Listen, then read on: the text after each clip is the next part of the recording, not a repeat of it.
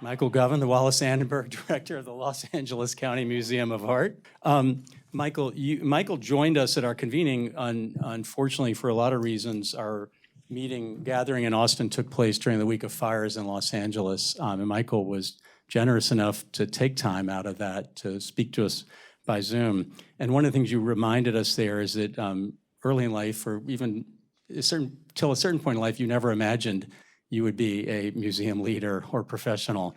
Can you talk about how that in particular led you to your own perspective on museum collections?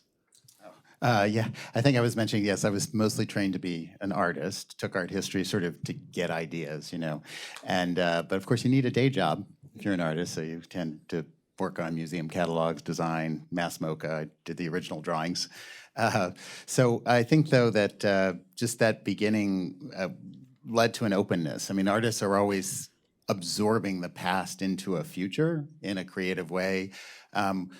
Art school is about a critique. You put yourself out there and then you get critiqued. And so it's a whole different system of thought. And so I think just that flexibility and creativity, since I never thought I would do this, just stuck with me. So that was helpful.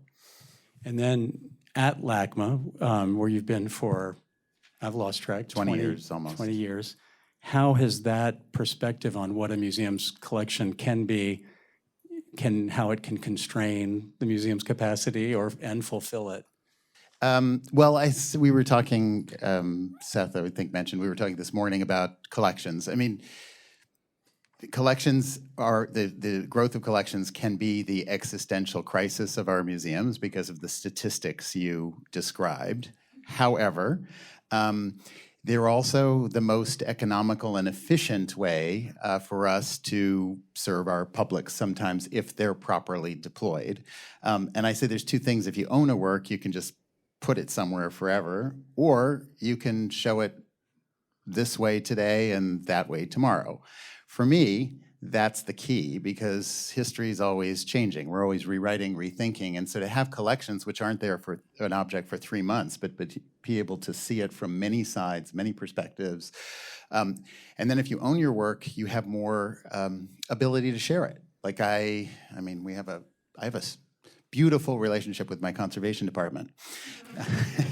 I really, really, really respect their science, but I want their science to tell me how I can lend it to the least museum-friendly places, not how to protect it from those places. There's two ways to use the science. And I liken that to, like, I don't want to, a doctor might tell you shouldn't, climb a mountain, it's dangerous for your health. But a sports doctor will, patch you up to be on the field. And I think, I want sports doctors. If the work's not on the field playing, it's not doing any good. So that's interesting. And with collections, I've been able to really push that. We were the first museum to develop the BEZO green standards for our climate and everything because we own them. We can lend them to the county fair. 30,000 people in a week. It meets no climate control rules that you can imagine, but we found ways to make it safe. And so I think collections have that utility if you deploy it and use your freedom. Mm-hmm. Great word. Talk about what the word encyclopedic has meant to you and how it's used. Well, that's a long dissertation, not okay. Too much for this, but I will say I try to translate there is no encyclopedia, it's never complete, there is no world that's complete, and the encyclopedia keeps changing like history, what's included. But if you see it as anything goes museum instead of encyclopedic. So we have forks and spoons and blankets and movies and artworks, and I think being able to roam through postcards to Rembrandt is very exciting. So I've tried to use it in a different meaning it can be anything in the cosmos that you want it to be. That's great. And talk about big year for you. Congratulations on rounding the bend of the new building. I saw him a couple of months ago and thought that I can't think of a building that has generated so much attention for giving tours of an empty new museum. So just think what the world will think when you've got the art in it. But But you've also, I think you've made a remarkable part of your leadership and will be in a long time your legacy of making collections more permeable. How do these two projects are actually quite related, right? Yeah, I mean, the building was a very large building, controversial in a way just because it was different. It's all horizontal, there's multiple entrances, the idea is there's no hierarchy, no front, no back, no up, no down. I said I wanted no facade. Peter Zumthor, the architect, said, you really want no one, means you want no one in the back. I said, correct, that's what I want, like Los Angeles. And then the transparency, and then the idea that it would be ever-changing. But the idea of ever-changing is then we could make it just, if you're decentering art history, it's ever-changing, we have no rules, no nations, no media divisions, and no chronology. Curators come up with thematic arrangements. It gives you another freedom, and also if you're rotating, you can put together packages and move them. So we are planning, much criticized, the museum's not big enough. I think 225,000 square feet of space and 4,000 objects on view at a certain time is enough. But the idea is we're building in North LA, South LA, and sort of decentering the museum itself. And then those little nuggets, packages, chunking, they call it in digital literature, can move around with its education programs and move around to regional museums, county fair, LACMA sites. The only place we're building is where there's really no place to lend to. So in East Los Angeles, we can lend to East Los Angeles College Museum. We work with them.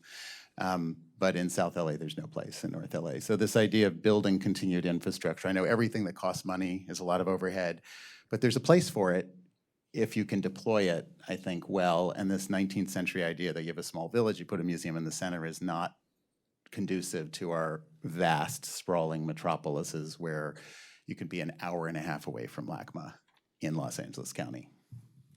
You shared the loans. I love that you were the LA County Museum sharing work with the LA County Fair. It seems very appropriate to me. It's very nice. Not high risk, but you also struck relatively early on some key partnerships with both the Getty and the Autry. Can you talk about those and what those brought the art? Which Well, I it think might is be fun to talk about that with the group here that we have, because I think this idea that was raised about ownership and thinking of singular ownership is just one model. So from the beginning, we've shared collections with the Getty, with other museums, and with the Autry. Why collect in areas you haven't collected when somebody else has the work? So we treat our collections as one.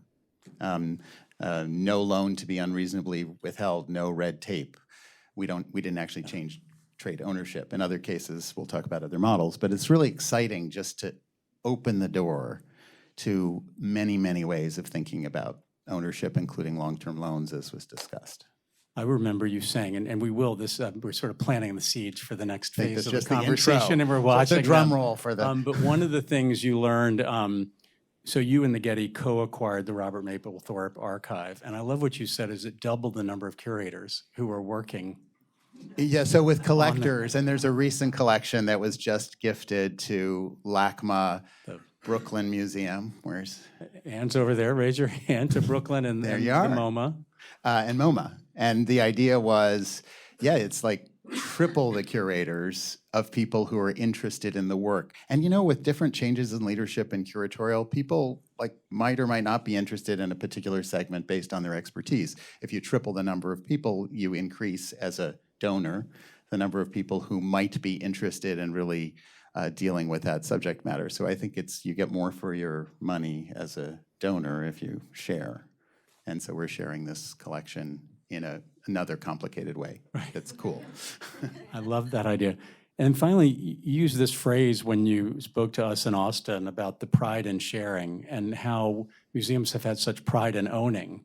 And you see that in the press releases, the annual reports, and there's nothing wrong with that. But how you're on the board of Art Bridges Foundation. We're going to hear from their CEO, Ann Crable, later on, whose mission is to get museums to share more art. How do we reinforce more pride in sharing? So at LACMA, in one of my first years, I was at an exhibition, and one of the curators said, well, my colleague in the other department wouldn't lend me that object, so I got a similar one from the museum in Istanbul. This happens at the Metropolitan and museums all around the world. Each department has this sense of ownership, and if you like the person or don't like the person, or that's the thing. And it just kind of strikes you as insane that things wouldn't just be easily available. And I think there is, okay, seriously, of course there's pride in ownership and care, because like you care for a child or something, you take that pride and care, but that can be smothering care. And so I just think we need to flip it around a little bit and say, you know, the more we share, that could be the highest goal for a museum not to hold on to. And many museums do that. I'm being playful with some of the kind of patterns. Thank you.